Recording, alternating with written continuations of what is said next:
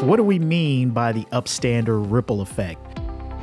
Stand up against hate and prejudice, even if it does not affect you. From moral dilemmas in today's headlines, upstanders who rose for justice, and stories of survival. Be prepared to walk away from this conversation inspired and motivated.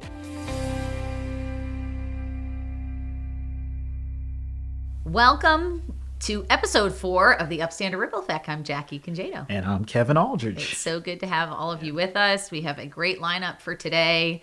But before we get into the nuts and bolts of today's episode, I just thought it would be worth, talking a little bit about new beginnings, because we are in a time of new beginnings. Everybody's got kids going off to school or starting up their, graduate degrees or coming back from vacation and jumping back into a new chapter at work. And it's an exciting time to be thinking about new things. Yes.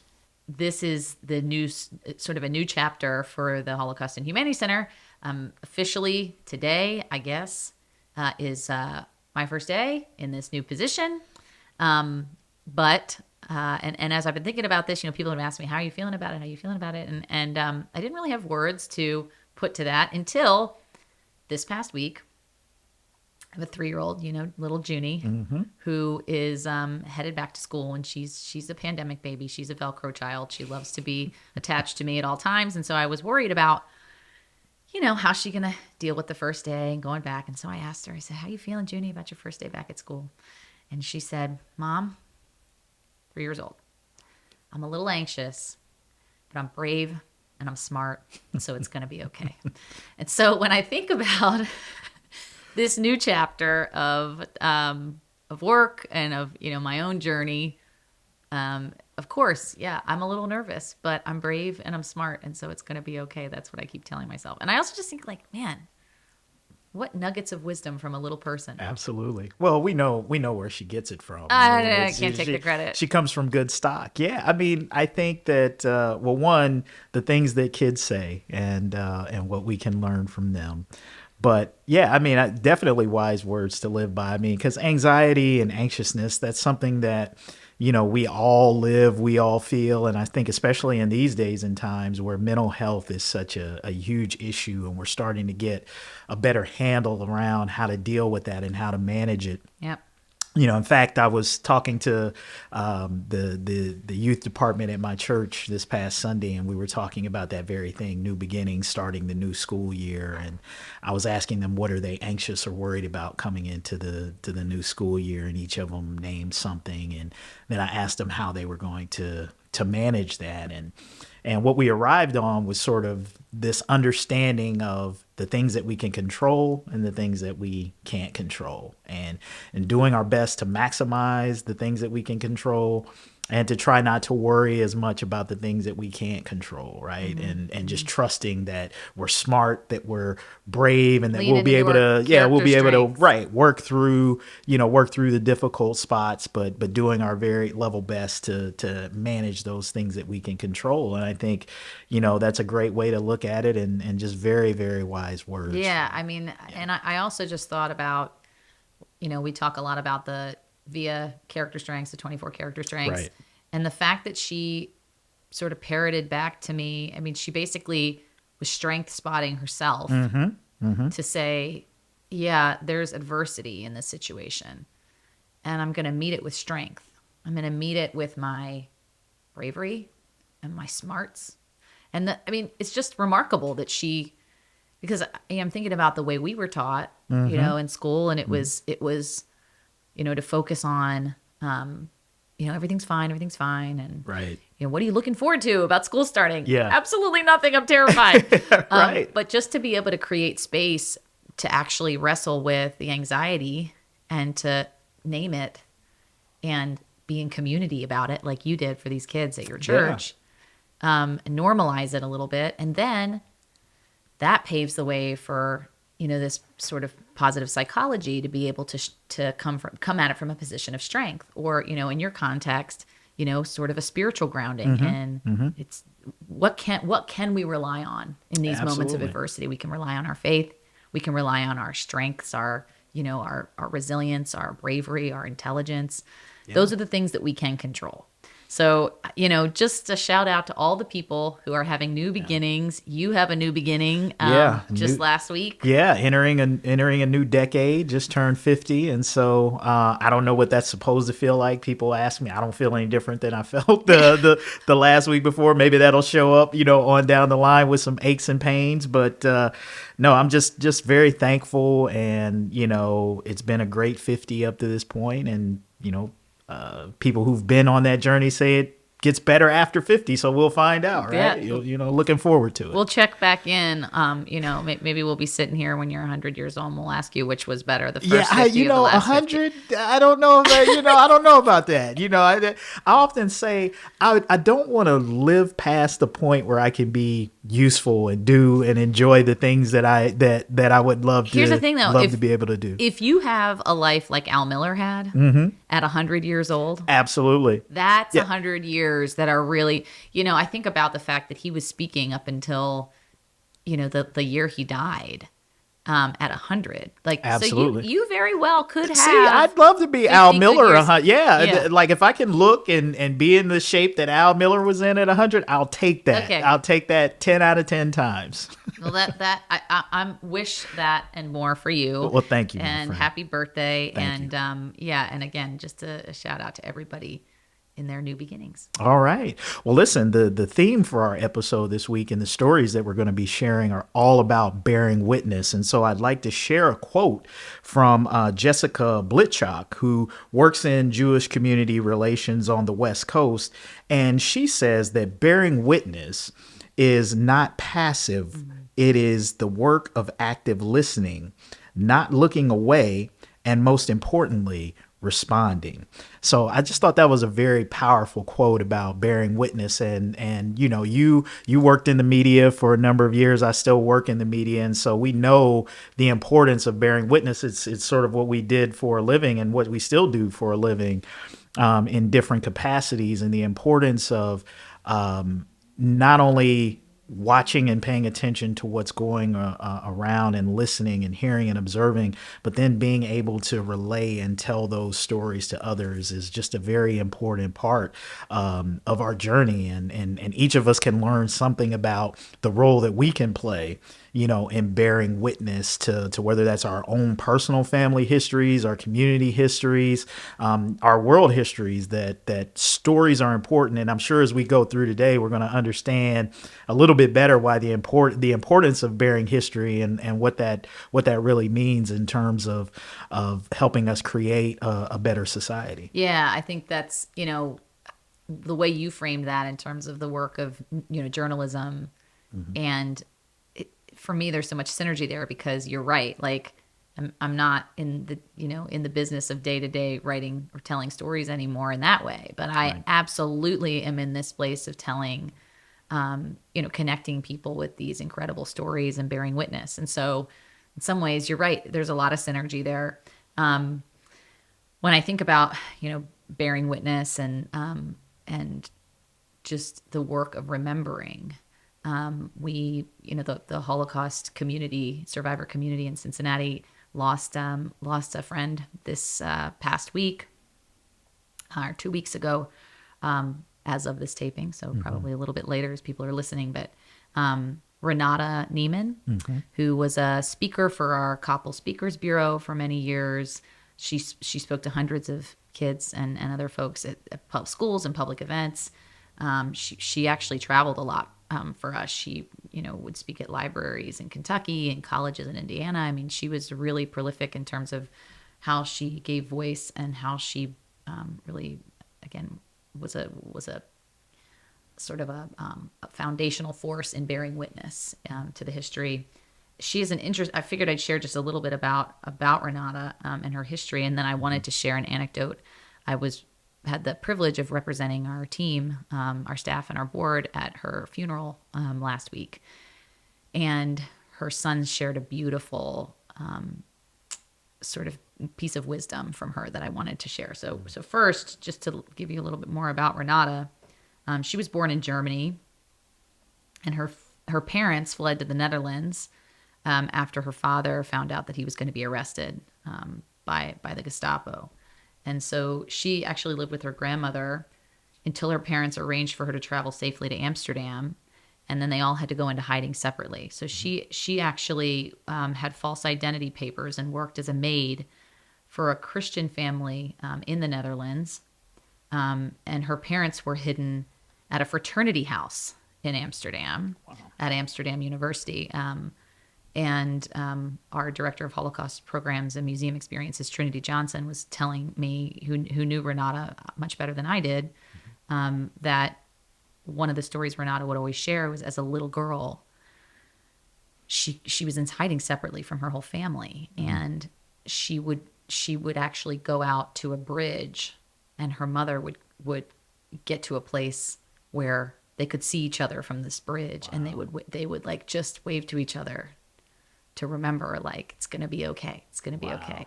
And that was the connectivity that she had with her family during the war. So, this was a woman who certainly struggled and suffered. And yet, at her funeral, her son shared this beautiful anecdote. Her son said, "You might know she was a Holocaust survivor, not in the camps, but in hiding in Holland. She was surrounded by people who would cheerfully have murdered her. We were talking one time about people who were bitter about how their lives turned out. And I said, if anyone has a right to be bitter, it's Mom. And Mom shot right back, yes. But look at all the people who put their lives on the line for me." And she told us about how when the Jewish school got shut down, a nearby church took her in. And when the Nazis came to tear away the Jewish child, Mom, the nuns refused and stared them down and sent them away. Those nuns put their lives on the line for Mom, and Mom never forgot it. She couldn't be bitter because what she saw was the droplet of goodness, not the ocean of evil. Wow. That's awesome. That's an awesome quote. And I think it's just a great perspective that I think more of us could and should learn to adopt. We have a tendency to, I think, just as human beings, focus on the negative, the things that don't go right versus the things that tend to go in our favor. I always say that, in some of the ventures that I'm in, you focus more on the no's than you do on the support that you actually get. Yeah. And when you do that, sometimes you can take for granted or not celebrate those who actually do support you. And I think Renata's point of view, instead of focusing on all of those people around her who would have surely have rather seen her dead or killed her themselves, she chose to focus on the goodness of the folks who had love in their hearts and wanted to keep her alive.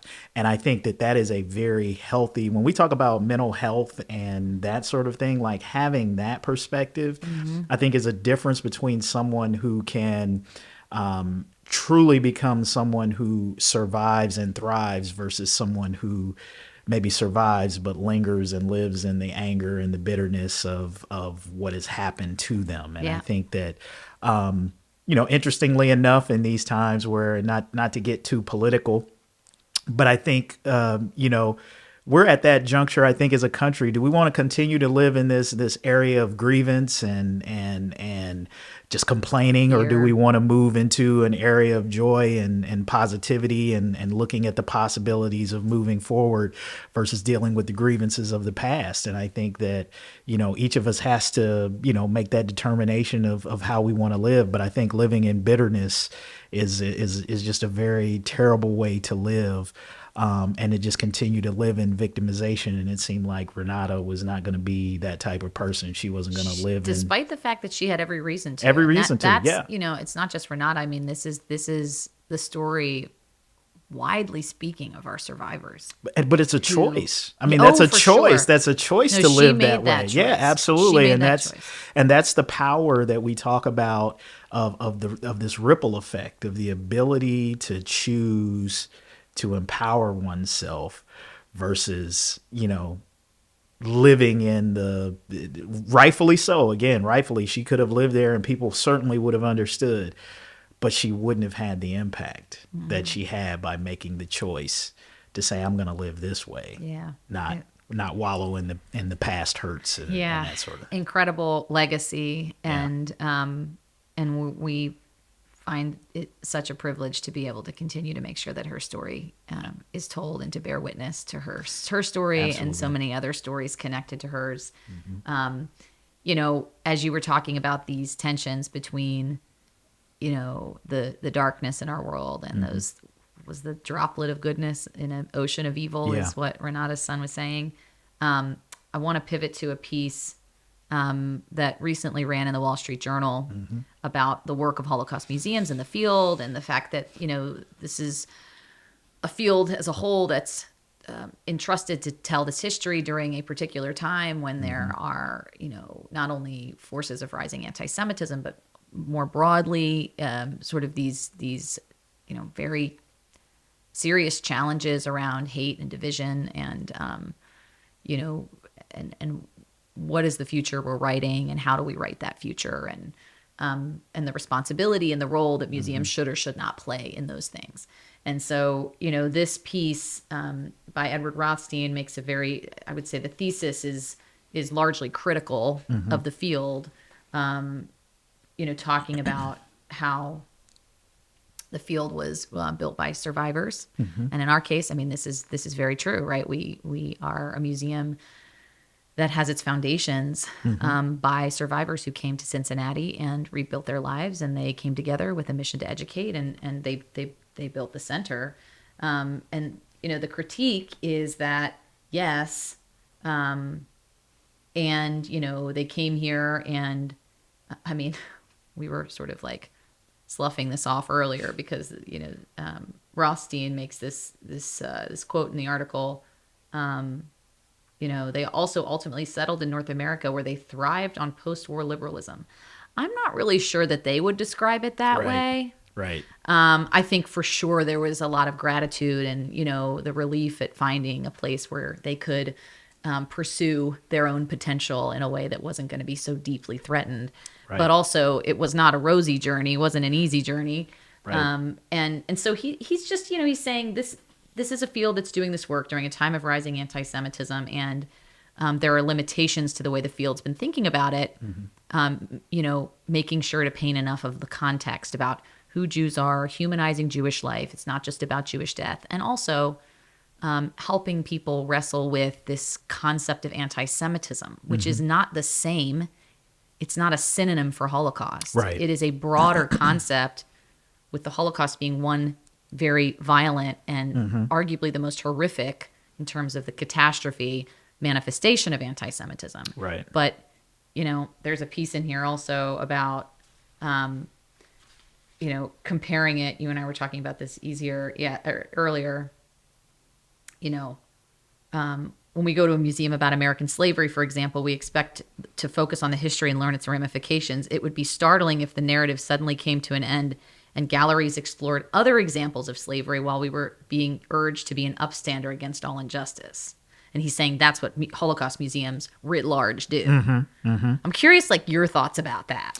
Yeah, well, so when I read that, the first thing I thought about was the National Underground Railroad Freedom Center, which does exactly what, you know, he wrote there in that thing, is that certainly it focuses on the history of slavery in America and the Underground Railroad, which is actually a very specific experience within the overall experience of slavery. Yet that museum doesn't just limit itself, while it is, you know, largely about that, it doesn't just limit itself to that, and it actually talks about slavery around the world, whether that's human trafficking or other types of slavery that exist. So it is that exact type of museum that focuses on one particular, almost kind of like the Holocaust Museum in a sense, that you focus on a very specific experience or point in history of that experience.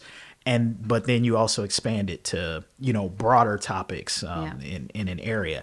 And I mean, you know, look, you can argue one way is better or another way is worse.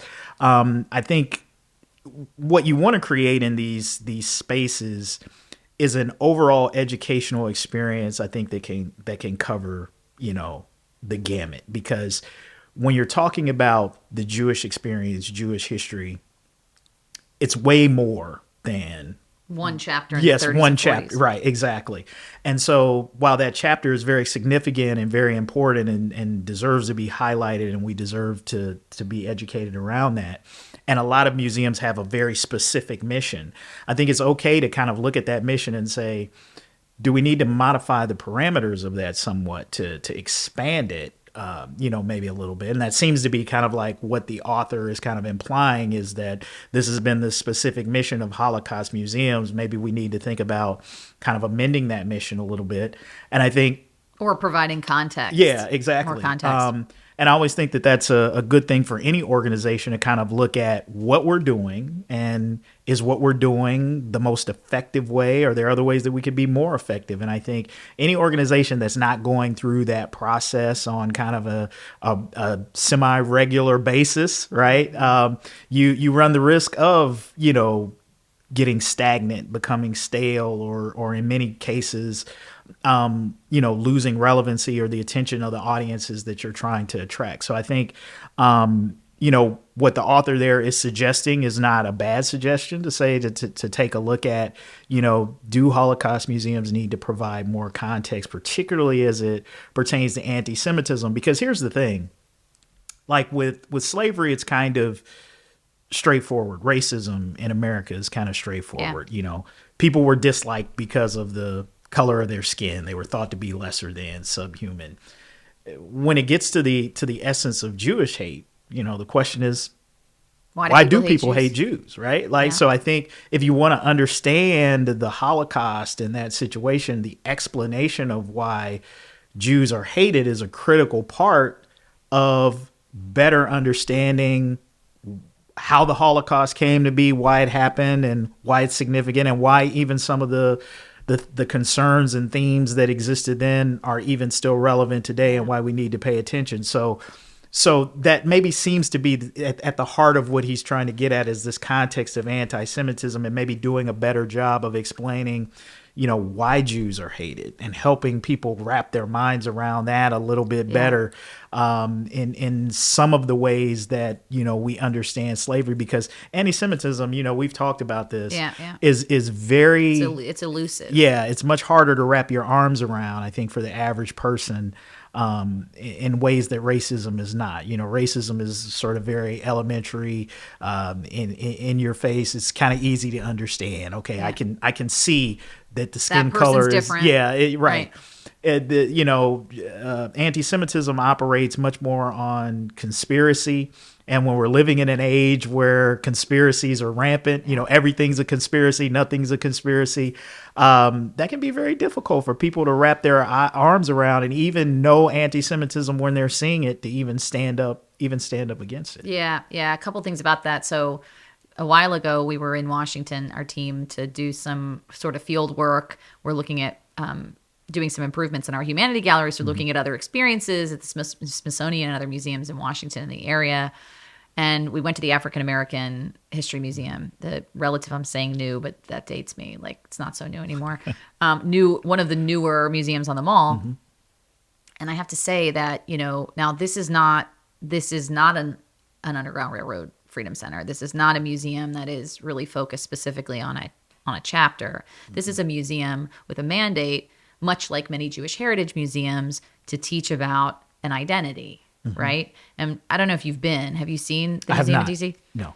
Yeah, it's really remarkable. I mean, it's huge. It's, I think, 5 or 6 floors, and the first 3 floors, the sub grade, right? Mm-hmm. So the 3 floors underground are focused pretty exclusively on the trials of the identity.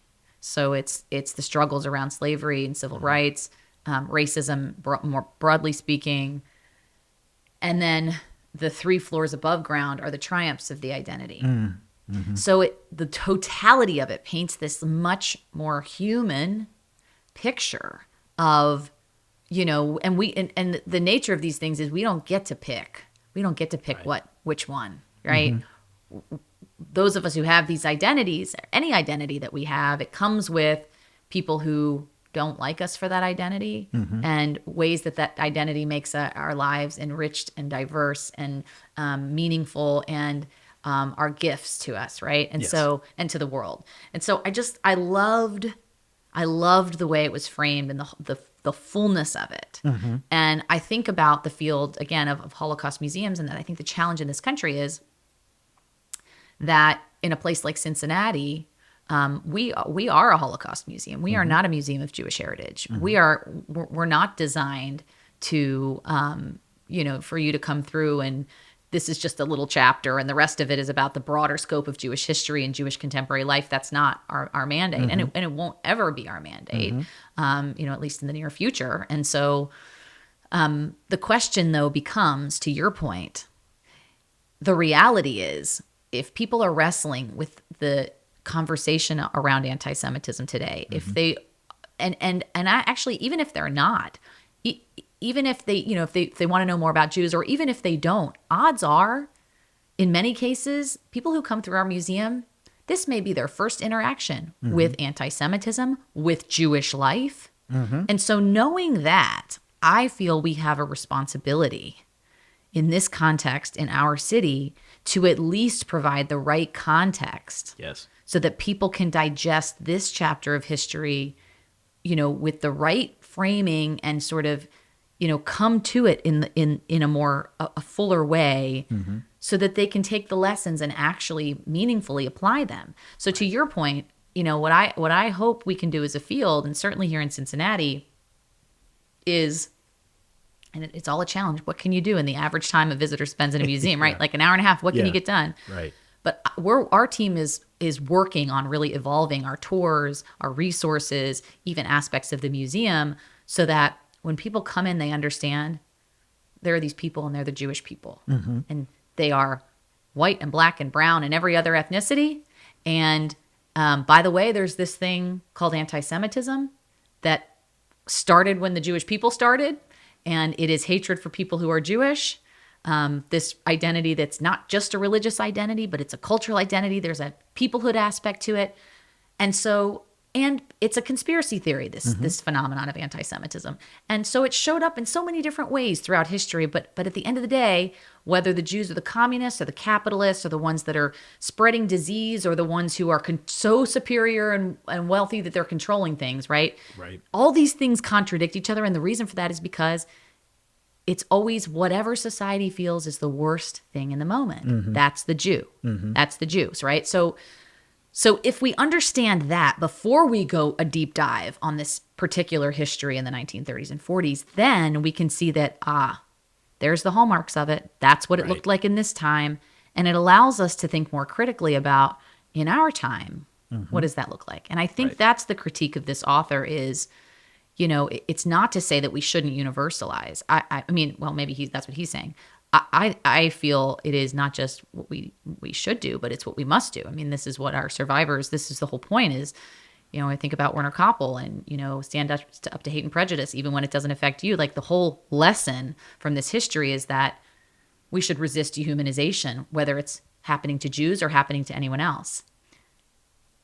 And so we're going to continue to do that. And I think we have to make sure that we're providing the right context so that when it comes to anti-Semitism in our world today, which is a real threat to Jewish communities and, by the way, to our freedoms as people and democratic societies, we have to be able to see it. We have to be able to understand it. We have to be able to know its dangers and speak up against it. So there's more we can do there. And I'm looking forward to seeing, I actually think we're, if I don't say so myself, in a position in Cincinnati to lead on this. And there's going to be much more to come on that. The other piece I wanted to touch on is related to bearing witness and related to survivors and this history. So two of my colleagues, Trinity Johnson and Corey Silbernagel. Trinity, as I mentioned, is our director of Holocaust programs and museum experiences. Corey leads all of our exhibitions and our collection, is our director of collections and exhibitions. And both of them were selected to participate in this sort of week-long intensive actually at Auschwitz. And this was, I think, held by the museum there on site. Going to get the name right here. So it's the International Summer Academy organized by the International Center for Education about Auschwitz and the Holocaust. And so they traveled to Eastern Europe, to Poland, and spent a good week there. And, related to what this Wall Street Journal talks about, the tension between the stories of survival and the magnitude of the loss, right? Right. Corey actually talked about, she shared this with our staff when she got back, the value, among other values, that this trip provided for her was just sort of being immersed in the magnitude of the loss. Our stories that we tell in the museum and what grounds us in our mission in Cincinnati are these stories of survival and resilience of our survivors. And so many millions of people didn't survive to tell their stories. Yeah. And I know the survivors feel this huge responsibility and weight, which it's not theirs, it's our collective responsibility, but they feel it to bear witness for all those people who can't for themselves. Right. But, Corey and Trinity just talked about how when you're there on site in Eastern Europe, it's everywhere. You can't escape it. It's like, talking about walking through Warsaw and remnants of the ghetto, not remnants, pieces. I mean, these aren't ancient. These are pieces of the ghetto wall that contain communities of Jews, right, where Jews were basically imprisoned. They were confined within these ghettos, are still there. And so people are going about their contemporary lives, having their breakfast, taking their kids to school, going to sporting games, whatever it is. And in their backyard, in their courtyard of their apartment is a piece of the Warsaw Ghetto Wall. Literally just, still there. Right. Another really chilling anecdote was Trinity was talking about her visit to Płaszów, which is which was sort of featured in the film Schindler's List. This is a concentration camp, and it is a largely, from what she shared, sort of an open site now, where I don't think it is designated parkland, but it's sort of treated like parkland by the people who live there. And the history on this site is, the concentration camp was built because by bulldozing 2 Jewish cemeteries. So what you have now is, in essence, this area that people use like they would use a park, play frisbee on, have picnics on. The fields are full of sort of wildflowers and grasses that are growing. And 6 inches below those flowers and the frisbee playing is gravel that is not just made up of stones, but actually you can see the Hebrew letters on these pieces of granite, because these were the destroyed headstones from these Jewish cemeteries where this concentration camp was built. Right. So it's just like, and I know for Trinity, she was like choked up talking about it, because the reconciling the past and the present, figuring out how to appropriately bear witness and memorialize that history in a place where life goes on. They have these, we might be able to show some of the pictures of this. They have these sort of windows, if you look down into underground, where they've gotten rid of the grass and the flowers, and you can actually see the gravel beneath with the headstones that are the remnants of the headstones. It's so powerful. But it is a challenge, I think, that Europe continues to wrestle with, how to remember. And life continues, right? Yeah. I mean, I think that was the thing that sort of stuck out to me. And it's, interestingly enough, as you talk about turning 50, it's one of the things that I always think about in terms of, all of the work and legacy and things that we attempt to sort of leave behind or impact that we have. Life indeed does go on. And history only captures and bears witness to a finite, piece of the actual overall history. And a lot of history does get bulldozed over, gets built on top of. Particularly in cases like this, where there was such human catastrophe, where you have, the survivors are a fraction of the people who were impacted by 6 million people who didn't make it out of this alive. Right. So the bulk of it was, and to your point earlier when we were talking, by design of the perpetrators, was erased. Yes. Yeah. Yeah. I'm glad you brought that point up because I don't want to miss that as we talk about sort of this bearing witness and remembering and some of the history that gets lost or what do we maintain versus what we don't get, or what we do keep or what we get rid of.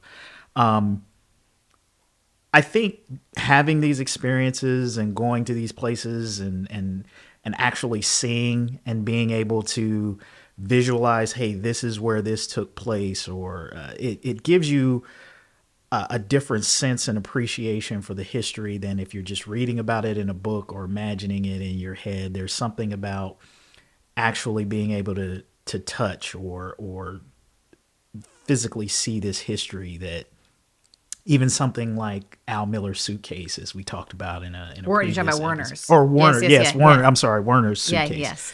Having those attachments to the physical history is important. So that's why historical preservation is so incredibly important, Yeah, and it's a absolutely. fight for those who are in that field. That's important for them to stay after that, to make sure we aren't bulldozing over too much of our history, because those immersive experiences are something. And when we think about, to me, like one of the great tragedies, and really, I think a lot of people don't grasp the extent of the tragedy or the evilness that was perpetrated by the Nazis against the Jews or those who perpetrated slavery. That's one thing to kill someone. That's horrific, or large swaths of people. That's one thing in and of itself. But a lot of things that took place in the institution of slavery and with the Holocaust was the erasure Yeah. of history, not just the killing of individuals, but the deletion of the history, everything that they were and everything that they could have been, Yeah. just gone, Yeah. and no way of recapturing that or retracing that. For many African Americans, our history can only go back so far before you hit a wall, Yeah. and you have no clue of where your, to any certain extent, to where your history goes. Yep. And that was the insidiousness, the evilness of the nature of what was done in those two instances, was you erased histories Yeah. that can never be recovered. And so when we talk about bearing witness to the stories of the survivors, they are the last connection that you have to the folks who didn't survive, who can't tell their own stories. And even that's limited. If we think about our knowledge of our own families, it only goes, we only far. know so much about, because our parents only share so much, right? We hear that in a lot of these stories where a lot of survivors didn't share a lot of their past experiences with their Yeah. kids because it was just too painful to talk about. So imagine the Holocaust survivors trying to relay not only their own stories, but what limited information they had about their parents or aunts and uncles or those who didn't survive. Those histories are just gone. Yeah. And yeah. I and mean, you can't get it back. it occurs to me that actually, in that way, the act of bearing witness is like restorative justice. Mm-hmm. Yeah, It's as like- much as it can be. Yeah, it's like it is an act of justice to say there was an attempt to erase, and we are the ones that are doing the work of rewriting those stories, of making sure that doesn't happen. Mm-hmm. And I know it's a responsibility we feel, certainly our survivors feel, and I think it is really, in many ways, a sacred responsibility to be able to say, and it is our collective responsibility. Absolutely. This goes back to the beginning of time when we think about before we lived in the digital age that we were, or even before you had paper and ink to write things down.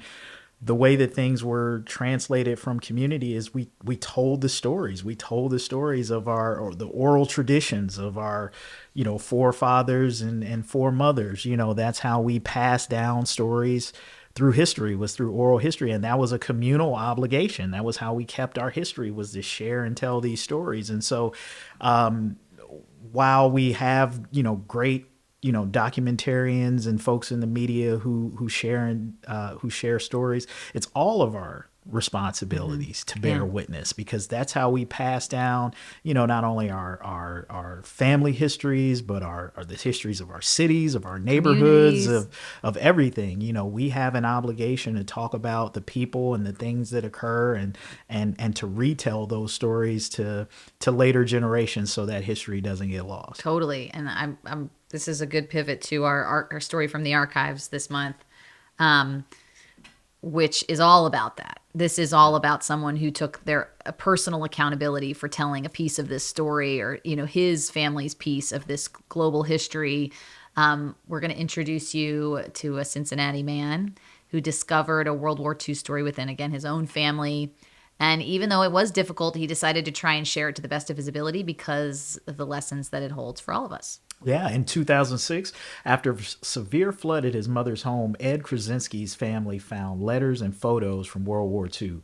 Ed's father, a decorated combat medic who was deployed to Europe, had died years earlier. Sergeant Kruszynski had not shared his wartime experiences with anyone but his wife, Mary. Yep, their son, Ed, meant for this book, the medic's wife, to be a love story about his parents, but the discovery of a trove of artifacts revealed the depth of his father's encounters on D-Day and in Nazi concentration camps after the war. And so the medic's wife became a powerful story, not only about the love between his parents, but also the impact of the war and lessons of this chapter of history of the Holocaust. So we were really fortunate to have Ed sit down with Trinity to share a little bit more. We can listen now. There are other things that I wrote about that I couldn't even believe.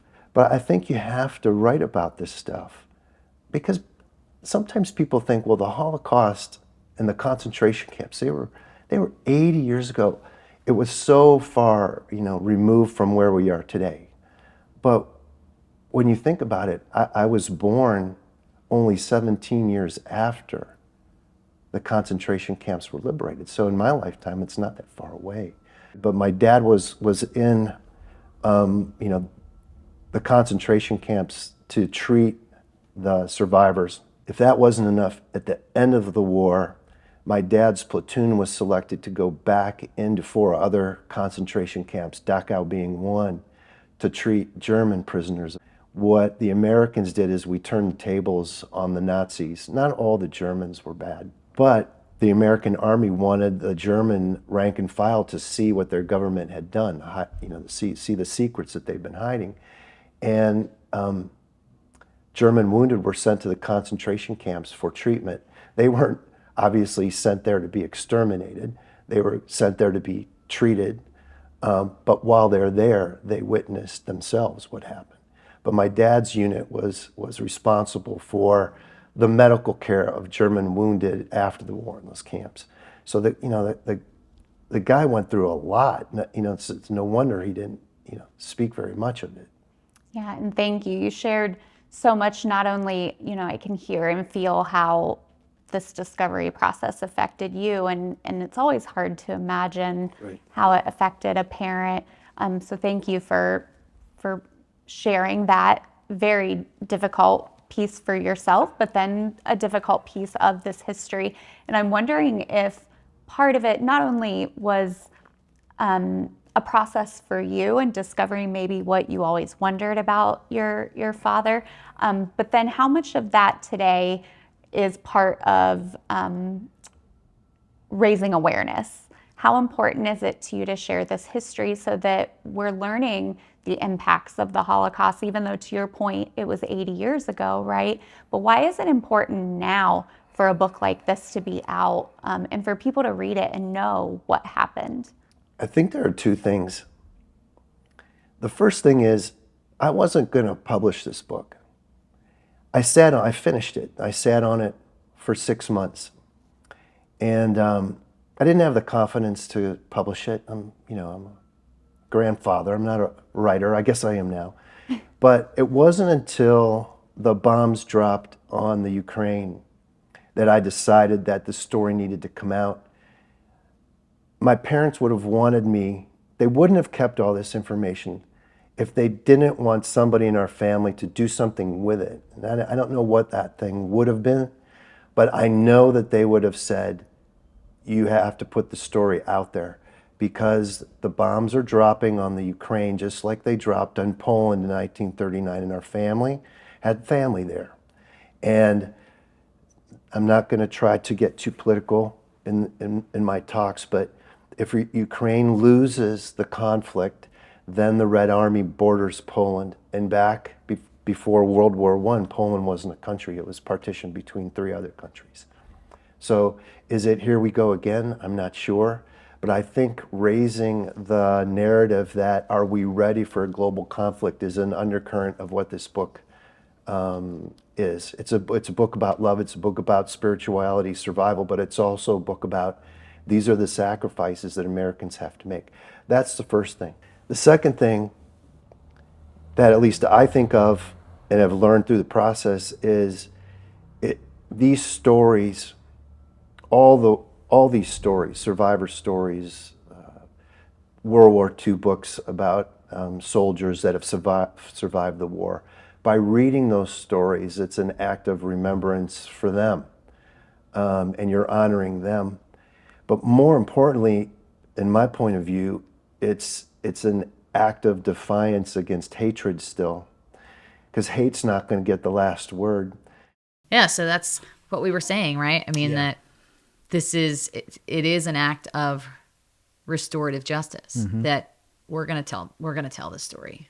Yeah. We can reclaim the ownership of making sure that that this history that someone tried to erase doesn't get erased. Yeah, and I think that's a battle that's continuously trying to be fought. I mean, even to bring it into to current times. I mean, there are efforts among those who want to ban certain books or tell history from a certain perspective. And I think what he talked about is not only in bearing witness and writing and telling the stories, but reading the stories are an act of defiance against people who who want to perpetrate that certain thing for their own nefarious purposes. And I think that we have to continue to fight against that.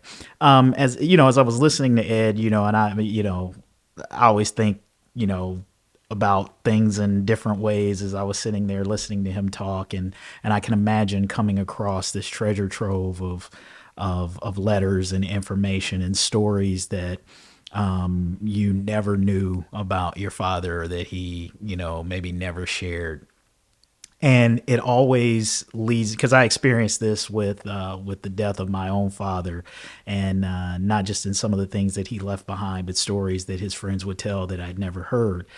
And a lot of things about him made sense to me after the fact. And it really does make you wonder, as a child, how well did you actually ever really know your parents, and how well and how much did I even bother to try to get to know them on a deeper level, and how much of that affected the way that they raised me and who I am, right? I mean, you can't help but think that what Ed's father experienced in many ways not only shaped his life, but shaped how he raised Ed and the man who Ed became. And so who might even I or Ed had been absent those experiences of the father. So it's that deep kind of stuff when you hear people talk about that and the histories and things and experiences. That's why this stuff is just so powerful, because it not only helps you understand more of who others are, but it kind of helps you understand maybe a little bit more who you are, in some of these, totally. Of these contexts. We recently found out some more about our family history, actually. I don't even know that I've told you this, but my mother just found out through some online genealogy site, where if someone's looking for you or there's a connection on your family tree, they ping you essentially. And so she just got this ping and tracked it down, and it turns out my great-great-grandmother who came here, the story we were always told was with her feather pillows and her candlesticks, and that's all she had. She fled pogroms in the late 1800s coming out of what we thought was Russia. Turns out it was actually Poland, and she was one of 5 siblings. Two or three of the others, eventually she came to the United States in the late 1800s. 2 or 3 of the others went to other places. I think one went to what's now Israel. One went to South Africa, possibly.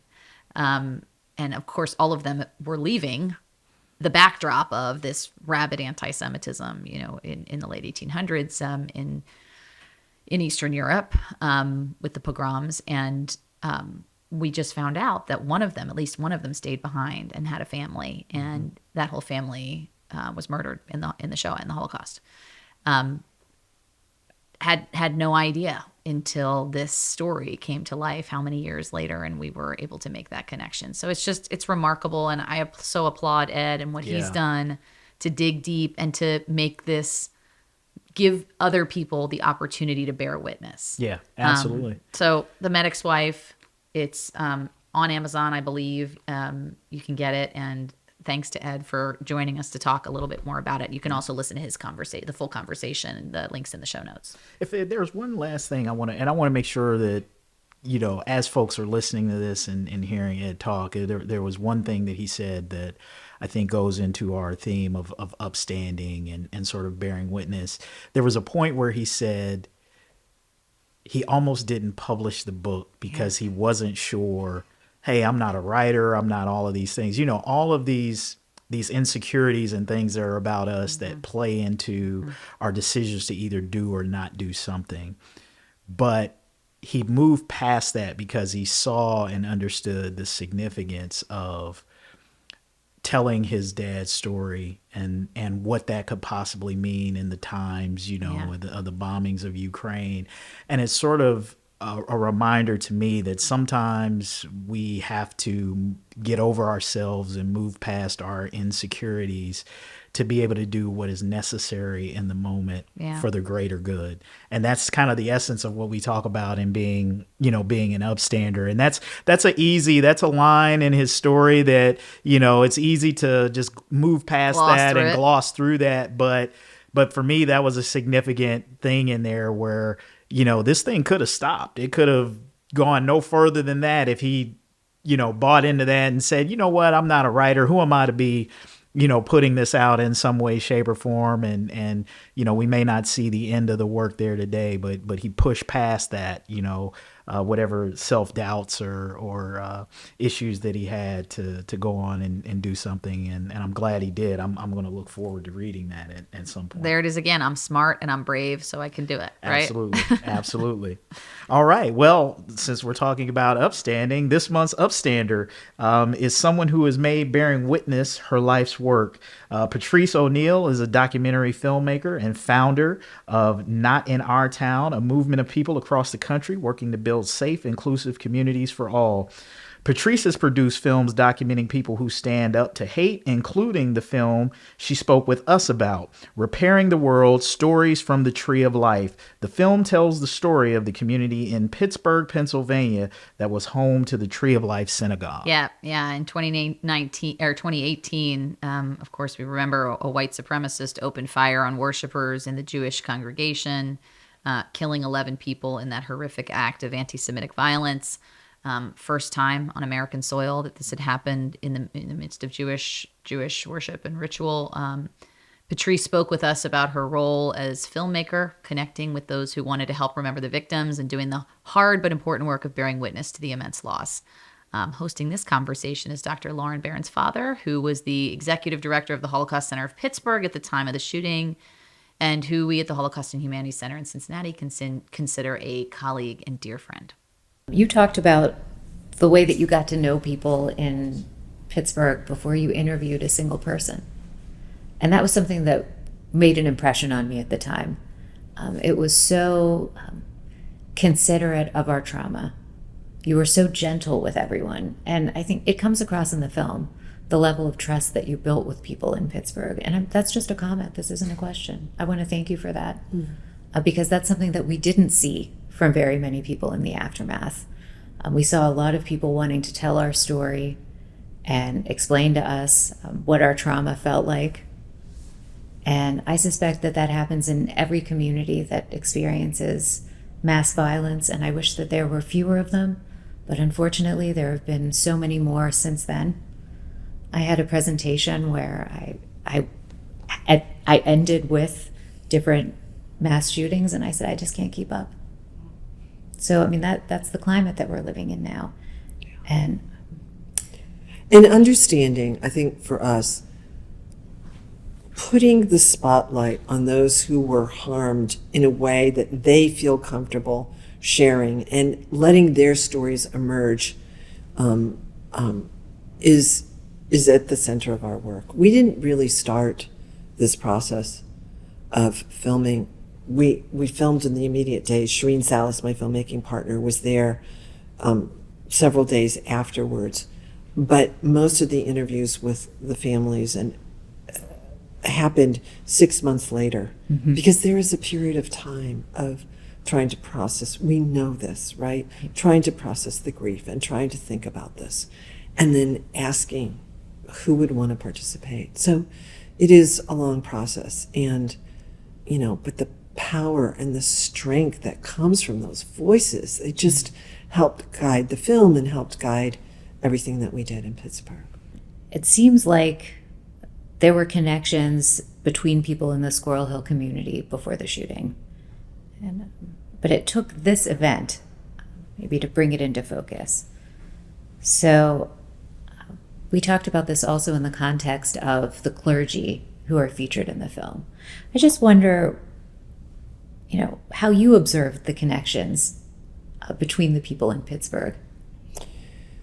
Well, so I think it was probably I believe it was the Sunday after the attack. There was a massive interfaith rally in the city of Pittsburgh. You don't do that on a dime. Right. Those relationships were there. There is so much to learn from the city of Pittsburgh about the relationships, both in the Jewish community, the cohesion of the groups who responded immediately, and the relationships that each of those organizations had built, and the relationships, both interfaith and secular, that existed, that made that possible, that made that community response. Yeah, I mean, what strikes me about this documentary, which is it's a really phenomenal work, is that the idea of bearing witness in this case was really, and the responsibility for that was really, like, the whole community took ownership of that, and came together to say that this is our collective responsibility to bear witness and to connect across differences and be here for each other. Incredibly powerful.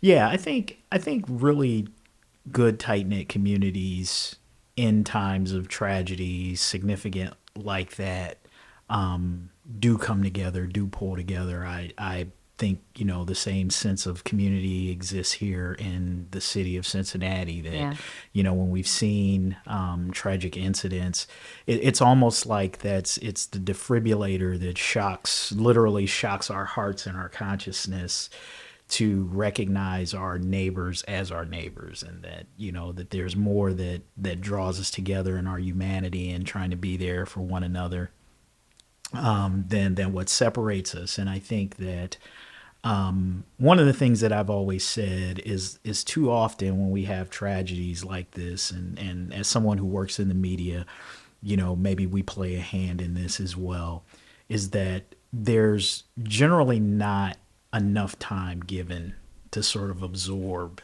the gravity of the tragedy. Yep. And really just sort of sit with, Patrice talked about in the video, it was like 6 months before they came back and kind of did the interviews, because people had to have time to process what happens. And I think that in our microwave, 1 minute to the next, fast moving society, we don't sit with these things as long as we should to really absorb the gravity of what happened, the lives lost, and before we move on to the next thing. I mean, think about, we're not even talking about the presidential assassination. I mean, and that's only been, was that like a couple weeks ago, 2 or 3 weeks ago? Attempt, I mean, look at how quickly we moved away from that. What everybody in that moment acknowledged was a historical incident. We're not even talking about it. We're not even talking about it anymore. So these days we kind of move very quickly away from these things. And I think that, as a community bearing witness, I think allowing ourselves to be there for one another, spend more time, getting to know the lives that were lost. That's one knock that I always give on the media sometimes is we don't spend enough time, really helping people recognize who these individuals were, who, who lost their lives, and Yeah. spending some time on that, I think is very important. And so I'm glad that, Patrice did this work, because it's an important work. Yeah, absolutely. And you can participate in what it is to bear witness. You can watch the film, and we'd love to hear what you think about it. So before we wrap up today, we were talking about how we might leave people, start a new sort of tradition of leaving people at the end of these episodes with like an Upstander shout out. Yeah. And pivoting from obviously a more heavier subject to something that we can just carry with us for the rest of our day, or wherever you are right now listening to this episode. So here's one that's sort of a thing I didn't necessarily ever think I would see, which probably is my own fault when I think about it that way. Yeah. This is some really cool news to come out of the Olympics. We have Flava Flav with the clock around his neck. I think he has a USA team clock around his neck, which is perfect. I wonder how many clocks he has. Probably a lot. More than we can probably count. More than we can count. So Flav took it upon himself to the U.S. women's water polo team. Came out and said, we're really in need of support, some sponsorship. And he answered the call. And not only supported, I think, financially the team, but also came to the Olympics and was there in full support. And that was pretty cool to see. But then, this other piece, which I think fits so well with our theme of the ripple effect, he also stepped up to pay for an Olympian's rent, Veronica Fraley's rent, after learning she didn't have enough to afford it. Yeah. And I'm going to let you deliver the punchline about what he said. Yeah, let me find this here, because this goes right into let's see here. The ripple. Is this okay? So you never know how one act of kindness can change someone's life. Yeah, that's the ripple effect in a nutshell. It's almost as if, Flav's been watching the podcast. Maybe he has been. Maybe, Flav, you were just inspired by Kevin and I talking about how one act of kindness can really solve a lot of problems in our world, and you decided to step up and take your moment. So wouldn't that be great? Yeah, it's awesome to see. I love this story for all sorts of reasons, because I think, like, sometimes when we think about, rap artists or entertainers, we tend to sort of box them into the personas, these entertainment personas that they create for themselves. And certainly, Flavor Flav has been somewhat of a character in his representations, for sure. and reality shows and different things that he's been doing. But I think we forget that sometimes these are people too who are much more engaged and socially conscious and philanthropic and generous than sometimes we think in these boxes that we paint them in. And aside from the fact that he sponsored this women's polo team, and that, he was engaging with them, even in participating in some of the practices. Yeah. And, he was in the pool with them. Yeah. And he's trying to raise awareness about, water polo as a sport, not just for African Americans, but for everybody. I think is a great thing. And to see him out there doing this and having an impact, I think is a great thing that shows another side of him that people might not see, or might have underestimated him in.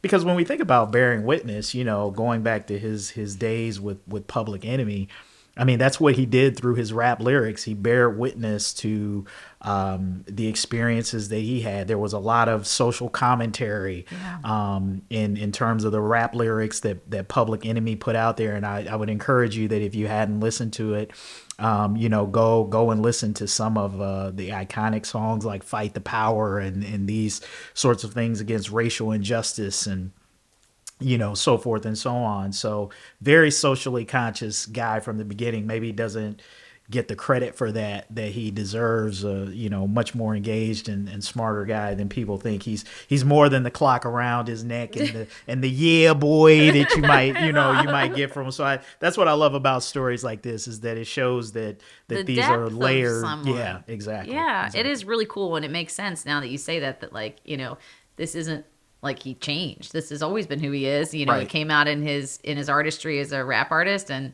now he's stepping up. He saw a need and stepped up. It's really cool. And for those who are anxiously curious, I don't think that, unfortunately, he promised the women's team that he would get them all clocks if they won the gold medal. I don't think they did this year, but maybe that promise extends to the next time around, or maybe it's like retroactive. Right, or maybe he did it anyway. Maybe he did it anyway. Maybe I think they won the bronze medal maybe in it. Yeah. Maybe that was still good enough. Maybe the fact that they medal was still good enough for him to make good on. And that they deal. better be waterproof clocks. Yeah, without doubt. I mean, you got to have them on in the pool. I mean, that's the whole point of it, That's right? right. That's right. Well, before we head out, and while we're doing this Upstander shout out and also bearing witness to history, I would like to just give one shout out to a man from my hometown of Middletown, Ohio, who passed away on July 22nd. He was a gentleman by the name of Udell Hightower, and if that last name sounds familiar, it's you may have heard of Hightower's Petroleum Company. They're one of the largest African American owned petroleum companies in the nation, and his son Steve is the president and CEO of that, but that company was built off of Udell's janitorial service business that he built from the ground up into one of the largest janitorial service operations in greater Cincinnati. And he did all of that. He came from a small country town in Mississippi, same hometown my dad came from, Euport, Mississippi. He came to this area with $60 in his pocket and a dream, and built that into a great business enterprise. And he was a pioneer in many ways. He redrew the red line in real estate in the city of Middletown by moving out to an exclusive all-white end of town. He was the first African American to kind of integrate that community, and that didn't come without all of the stuff that you would imagine that would come with something like that.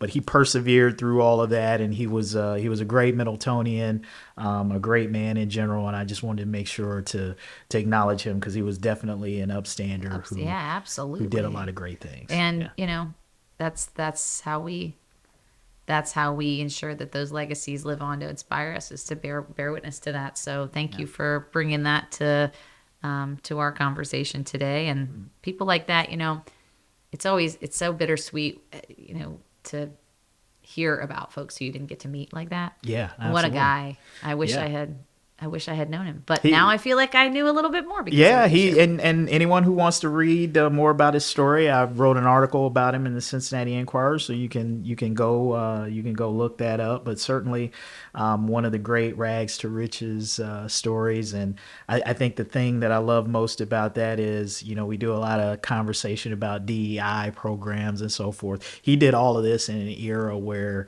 DEI hadn't even been thought of, and where the decks were stacked against African Americans to a large extent. He was able to build a great family legacy and do some things in spite of all the obstacles he came up against. Pioneer. Only had a third grade education too. So that always says to me to say that if a guy can accomplish all of that with limited education, not a lot of money to speak of, nothing but street smarts and a hard work ethic, it really makes a lot of us check and say, hey, are we emptying the tank to achieve the dreams that we want to? Yeah, what's possible? Yeah, what's possible? Absolutely. Well, if you have folks who you would like to bear witness in terms of their story, we want to hear from you. Want to hear about how you've been doing that, your thoughts on the act of bearing witness, and or maybe if there's someone that you got to listen to, and someone has someone has given witness to someone else's life and you've received that and taken it in a certain way and implemented it, we'd certainly love to hear about that. Yeah. And remember that you can always hear the full-length Hear My Story episodes. They're available on our YouTube channel, so make sure you go and check them out in their entirety. Yep, you should. Leave us a rating. Let us know how you're seeing the ripple effect play out in your lives, wherever you are. Again, all of our information is in the show notes, and thank you for joining. We will be back with you next time. Let us know your thoughts on this episode. Our email is in the show notes. You can listen anytime on Spotify, Apple Podcasts, or visit holocaustandhumanity.org/podcast. You can also connect with us on Instagram and TikTok at Holocaust and Humanity, and X and Facebook at CincyHHC. The Upstander Ripple Effect is a production of the Nancy and David Wolf Holocaust and Humanity Center. The center's mission is to ensure that the lessons of the Holocaust inspire action today. This series is part of the Cynthia and Harold Gutman Family Center for Storytelling. Visit us in person at Historic Union Terminal in Cincinnati, Ohio, or online anytime at holocaustandhumanity.org. Managing producer is Ann Thompson. Consulting producer is Joyce Kamen. Technical producer is Robert Mills, and technical director is Josh Emerson. The opening sequence is by Ken Furman. Select music is by Kick Lee, and this is recorded at Technical Consulting Partners Studios in Cincinnati, Ohio.